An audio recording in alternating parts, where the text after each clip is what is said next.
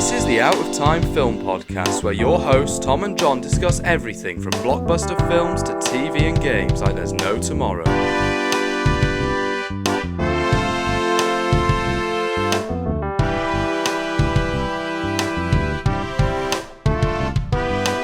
Hello and welcome to the Out of Time Film Podcast. I'm Tom. I'm John. And this week we're talking about the original 1937 Snow White and the Seven Dwarfs. 1937, that is a long time ago. I have to say, this is one of the first films I've seen in my life. Like, early stages, there was a VHS tape of this movie. My grandma was showing me on the small screen. You know, one of those really small TV screens with the VHS tape and with all the different buttons and stuff. My grandparents had a VHS of this movie too. Wow, did everyone have a VHS tape somewhere Yes. in the cupboards and just like, here we go, here's the copy of Snow White. But it is an incredible film in terms of animation. This came out in 1937. This is something that looks so beautiful in terms of rotoscoping, you know, capturing performers, the way they move and makes it so real. But it has so many whimsical elements that just makes you fall in love with this movie. It just makes you feel hopeful, makes you happy. This film is just a really nice time. Yeah, this is actually the very first full feature-length Disney animated movie ever made, and one of the very first animated feature films ever. I mean, what an achievement. And for a film like this to have such cultural impact, you know, Walt Disney essentially made this movie to prove that animation as a storytelling medium has merit and that you can tell emotional and beautiful stories. And I think that him and the team behind this film absolutely succeeded with that. We've talked about the original Pinocchio on the pod and the original Mulan, the original Little Mermaid. It's always before one of these live action remakes comes out. And you always just look at it and I always feel so enchanted by just what they're able to do. As you said, hand-drawn animation is brilliant and there's an insane attention to detail. So, you know, we all know Snow White's story. Yeah. If you get spoiled. Yeah. Almost 100 years later, like, what? Snow White eats the What apple? are you saying? What? Yeah. Yeah, but, you know, basically, Snow White is princess run out of the castle by the evil queen, and, you know, she finds this house and these seven magical little guys, and they have a lovely little jaunt together in the forest. That's the bulk of this movie, right? And when Snow White first comes across the house, she's like, oh, this is so cool, and she looks inside, and she wipes a hole in the window because it's so, like, grubby, and she looks inside, she peers in, and a little squirrel does the same thing, and so there are two little holes in this window, and then it cuts back to the outside of the house and the holes are still there, and it's just this incredible little detail that even in movies now you can see mistakes. A film they may have spent over $200 million and you're in the cinema and you just go, well, there's a mistake that you just made. But in this kind of film, just to see those very tiny details for the very first Disney film, that just kind of blew me away. It's just the details that make you feel so immersed into the story, into the world. It just makes you feel giddy. You're just like, oh my God, this is so cute. This is such a vibe. You see everybody just vibing. That's the bulk of the movie. Everybody's just like having a great time singing songs, which is so wholesome. And you don't really see that nowadays with a lot of movies. I mean, The Wild Robot, the animation peak right there. But as we talked about Mulan, we talked about Pinocchio, Little Mermaid. These are the classics. These are the ones that people really treasure. They are a stamp in animation and storytelling, and they've paid a lot of way for animation to be a medium. You know, it's an art. But now it's remakes and people Disney trying to, you know, bring it back from the dead. Just like, here you go, here's the beloved characters that we love. From animation to live action, we probably said this many times, it's pointless. It's something that we just don't want to see. And today, watching this movie, I just felt like, wow, this is such an important movie to think about in terms of like it came out in 1937, but also Walt Disney to prove that animation is so important. We're still getting these remakes. I can't believe that we're still getting them. I really thought maybe Mulan, definitely Pinocchio would be the final nail of the coffin. I mean, 2 years ago now we had Little Mermaid that underperformed. Mufasa the Lion King underperformed. I am sure that Snow White will as well. We got Lilo and Stitch this year, and I just don't care about these movies. And the reason why I wanted to do this one, I wanted to do Snow White and the new Snow White, was because this is the original Disney film. Like, there is actually a lot in this film that, more so than something like The Little Mermaid or Lilo and Stitch, which have only had like 30, 40 years in between. This has got nearly 100. So there's a lot to talk about, like, you know, based on watching it now and coming back. I will be interested to see how they will approach it. But just the way they do it, Ugh.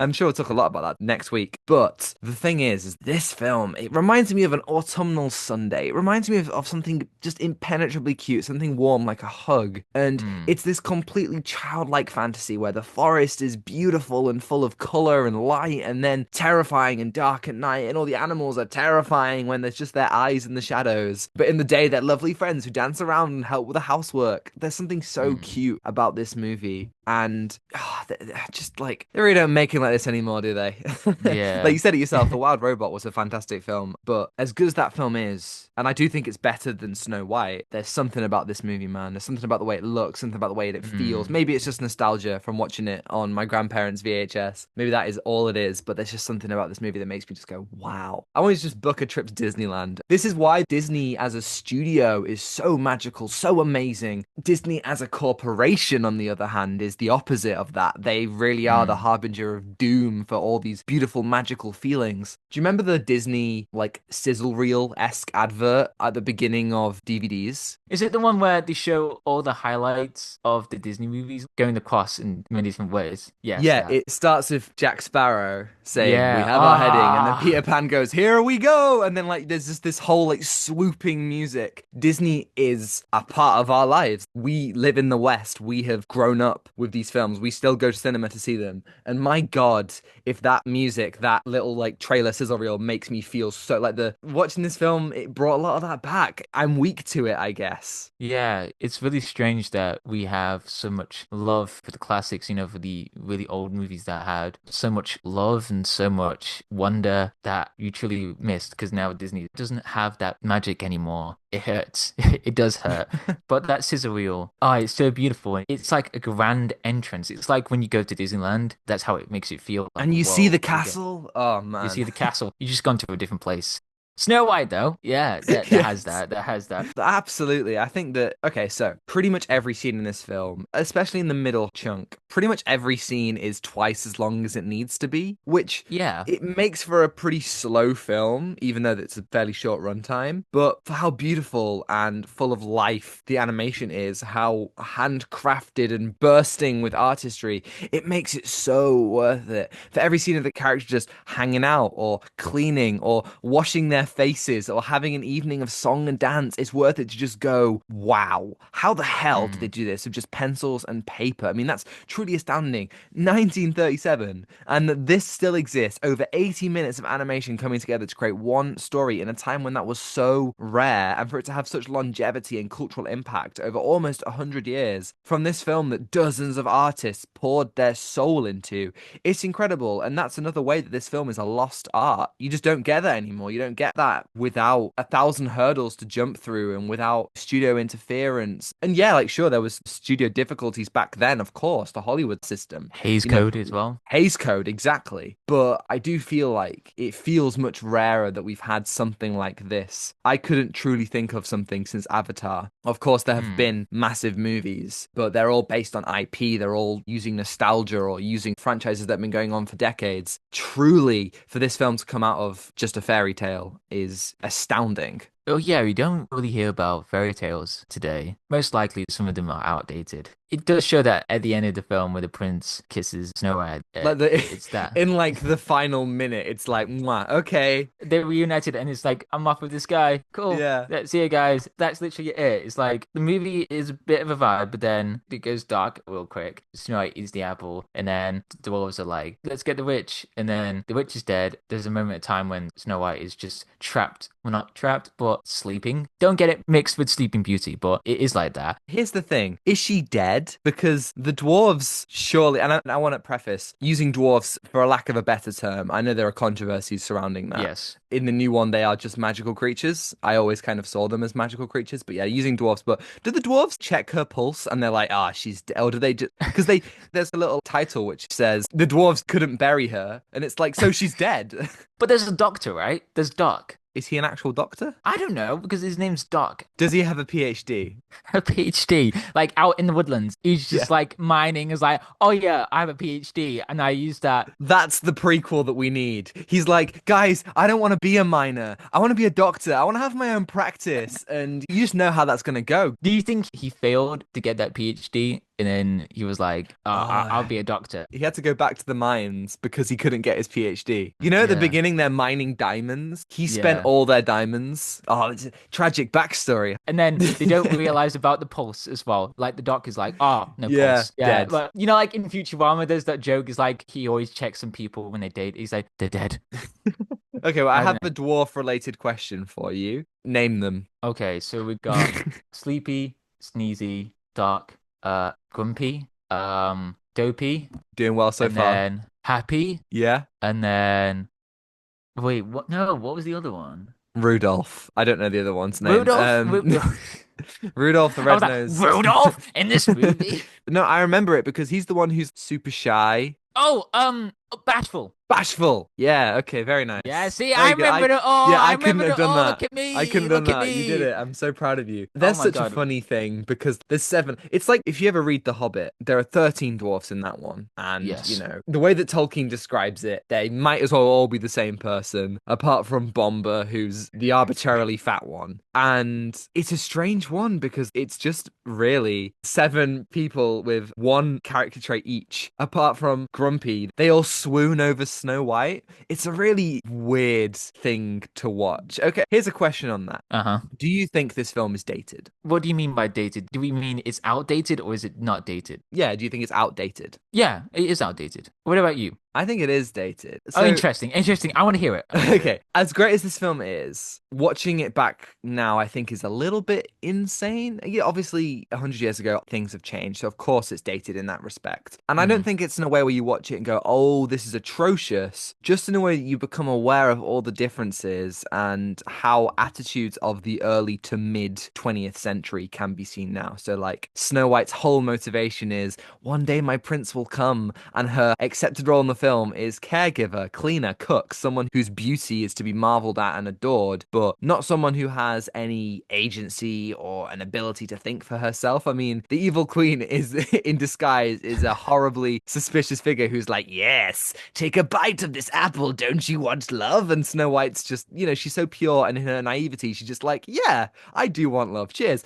And she eats the apple. Her entire being is driven by this need for a man, her prince, and she literally has no other drive, to the point where all he does is kiss her at the end, as you said, and she's like, oh, great, everything I ever wanted, see ya, and then just leaves with him. And I Yeah, think just you like see that. that through a lot of old princess movies, and even today, how certain demographics of people still expect women to act and Yeah. themselves act towards women. It's all over this film and ones like it in the era. And yes, this film has dated in those respects, which maybe is the argument for why it does warrant a remake, something to retell the story in a way that isn't so archaic. But at the same time, surely there are new stories to tell. I look at this film and I do think, yeah, no, this isn't something I'd want to teach a child of Yeah. the gender roles in society. But at the same time, just redressing old things in a way that strips them of the artistic merit that we've gushed about, it's massively creatively bankrupt. And we will see next week what changes they make in the new Snow White. But I feel like I don't think it'll have an ounce of the ethereal beauty that this one does, or the magic that can carry an entire century of storytelling. Like, we're still talking about the original Snow White today, the great and the terrible. And I fear the only legacy these live action remakes will have is how they have contributed to the death of Hollywood filmmaking as it once was. Yeah, that's soon to address with filmmaking and storytelling in old Hollywood. I mean, old Hollywood was restricted by the Hays Code, but there was a lot of sexist remarks, gender roles, and a lot has progressed now. A lot has changed, and we look into films about perspective. And 100 years ago, the views and everything has just changed dramatically. I think it's a big lesson in terms of storytelling and stereotypes as well, and how you want to address that. I mean, I'm intrigued to see how the remake is going to be dealing with all of that and dwarfism as well. That's important too. Yeah, no, I think you're bang on there. And you look at the films that have come out now, the latest Disney animated musicals or princess movies, the ones spring to my mind are Moana, Encanto, Wish. Those films to me at least, they take a lot of the spirit of something that you see in Snow White, and I don't think it is quite as beautiful. CG animated films are never going to be, but those characters are the ones that I think they are the role models that you want kids to be looking at, and that doesn't mean this film should be forgotten by any means, but it's just interesting to look. We're not here to decide what should be done with Snow White, but it's just interesting to see, because there's also a thing about this film. We talked about this when we did Pinocchio as well, but a thing that this film does that no animated film these days really has the balls to do, and that is that it's kind of terrifying. So in Pinocchio, we talked about the donkeys, and that's still terrifying, but there are scenes in this one with the evil queen, like where she makes the potion, and everything is so atmospheric, and the sound design is like people screaming and cackling. It's haunting. Even for me as an adult, you can kind of see why people turn around and say this film was traumatic as a kid, because it's not as horrifying as the donkeys, but it's creepy. You know what it really reminds me of, that transformation? What? Substance. It really reminds me of that. Because I was like, that has to be some kind of inspiration. If anyone's seen The Substance, you might know what I'm talking about, but I'm not going to go into the gory bits. This is Snow White. We want to be wholesome here. We don't want to be like traumatic, Yeah. But yeah, it's like, this must be like one of the most influential animation film that has paved a lot of way for Walt Disney as well. So yeah, it's terrifying. I have to say, there was the forest scene that was truly terrifying. I was like, well, I watched this as a kid and I was terrified of this. I do remember that, watching those scenes. It's like, wow, those are really terrifying on a small TV screen. Yeah. I mean, with the noise and everything, with the VHS thing going, awesome like that. The scene where Snow White sees the evil queen in her disguise, and the shadow kind of looms over Snow White, and then you cut and it's just the evil queen standing there, and she's like got the hood on and the old and creepy vibe and the apple. That's some scary stuff. I like the evil queen. Obviously, Disney villains are always incredibly camp, incredibly fun, and the evil queen doesn't get a lot to do, but I just love her pettiness and how she's like, oh, I must be the most beautiful, and she goes to such lengths, and with ever Disney villains, she has a spectacular fall to her death at the end, trying to crush the dwarfs with a boulder. It's just fun seeing those fun kind of campy vibes from a villain. Always great to see. Yeah. It's funny now that we've gone on to the remake and we've gotten our actors. Gal Gadot is playing the queen. She sure is, dude. If anyone's seen that clip of her turning around, just slowly, what did you say? Oh, that's gonna be If you compare this is crazy. You look at this film and then you look at that, and it's like night and day. What is going on? What? Why?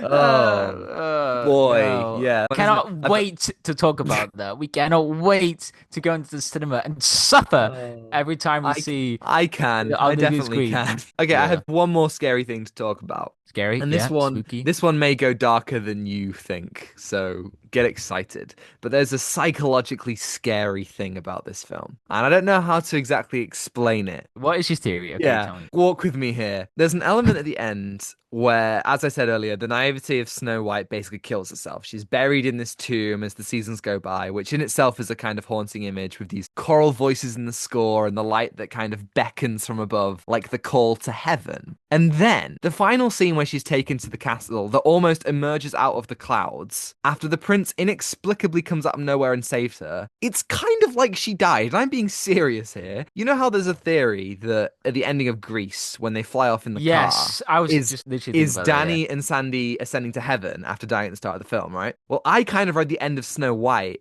as her death and the fulfillment of an unrealistic fantasy that was never real, that she put empty faith in, that got her killed. I know it's a fairy tale, and I'm just being old and grizzled and using my stupid film degree instead of just enjoying a sweet Disney movie. But I was kind of haunted at the end. It genuinely was like she put all her chips on the love of her life coming to save her. It got her killed because she ate the apple, and then in heaven she dreamt of the prince whisking her away into a bloody castle that emerges out of the heavens. I don't know if you got this, but I kind of the film ended and I was just like, oh my god. Oh, wow. Did you not get that? What an existential dread that I'm feeling right now. Yeah, I can really see that now. Because I felt like it ended on a weird note because it's like, oh, the prince saves her and kisses her, and it's like it just felt really out of place. So I'm just like, is she dreaming of that? I think someone might have said that in a theory somewhere. I can almost imagine writing about it at university. You do a reading where somebody's done a feminist reading of Snow White, and it's all about this ending. I think it's interesting because that's It's just definitely not the author's intent, of course. No, it's interesting how there are movies that have hidden meanings or hidden ideas about what it's it trying to be. That's a very interesting perspective to see as that, just Snow White just imagines a life. Damn. Damn. Well, a Damn. lot of these things are based off really grim stories as well. Not just like The grim. Grimm Yeah, brothers. not just the Grimm brothers, but like genuinely, I don't know if this is a Grimm brothers story actually, but a It lot is. of fairy tales are messed up. Yeah. Oh, Yeah. what a note to finish on. Thank Wow. you. Thank you, Tom, for that insightful ending that we That's all right, mate. That's fine. Did Snow White ever Uh, wake up? Oh wait, was that oh, Shrek with the thing? With um, Snow White, or is it Sleeping Beauty or something? There was somewhere in the Shrek movie there was a woman exactly in this like tomb casket or something like that in Shrek somewhere. So I'm like, did she ever wake up? oh God. Oh, sorry, that I went don't morbid. know. Take it away, Tom. Take it away. What are you gonna give this movie out of 10? 7. Yeah, I think I agree with that. 7 out of 10. We ended on a depressing note. There were songs, D- d- there were, There are songs, yeah. there are some sweet Wait, songs. does it count as a Whistle While You musical? Work. Yeah, kind of. Yeah, yeah. Like it's no Disney Renaissance. That's when the music, Lion King, Mulan, Little Yeah. Mermaid, Beauty and the Beast. That's when the songs were like kicking it. But yeah, sure, it's a musical. Yeah. Fine. Thank you everybody for listening. I apologize. If you're listening on YouTube and you liked it, you can like and subscribe if you want to see more. And if you're listening on Spotify or Apple, you can follow and give us a 5-star review if you think we're worthy. And next week it's more Snow White. It's the new Snow White. Who knows, man? Who knows? Who My knows? faith levels are 0. Yeah, I have no faith. And you can send us an email at ourstimefilmpod@gmail.com. Let us know your thoughts on Snow White 2025 if you even bother to watch it. And even if you don't, just let us know and we'll answer it right here on the podcast next week. Yes, and you can follow us on Instagram at Out of Time Film Pod to see our incredible thumbnails from Zain Afzal, on Blue Sky for more thoughts from Tom and me, and TikTok to see edited clips, which are all also on Instagram Reels and YouTube Shorts.